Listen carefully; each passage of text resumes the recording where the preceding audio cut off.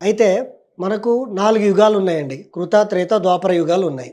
ఈ ద్వాపర యుగ కృత, త్రేత, ద్వాపర కలియుగంలో మనకు వాస్తు శాస్త్రం అనేది ముందు నుండి కూడా దీన్ని ఋషులు గాని, శాస్త్రాలను బట్టి ఎన్నో నిర్మాణాలు గాని జరుగుతూ వస్తున్నాయి. అందులో మనకు సమరంగణ సూత్రధారం, తర్వాత మయమతం, తర్వాత గరుడ పురాణం, అగ్ని పురాణం, వాయు పురాణం, ఇట్లా ఇన్ని శాస్త్రాలలో వాస్తు అనేది అమర్చబడి ఉంది. అలాగే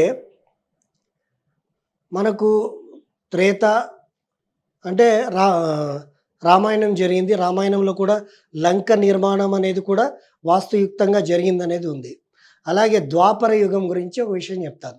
మంచి విషయం ఏమిటి అంటే, సాక్షాత్తు శ్రీకృష్ణ పరమాత్ముడు కుచేలుడికి ఒక నగరాన్ని వాస్తుయుక్తంగా నిర్మించి ఆయనకిచ్చాడు.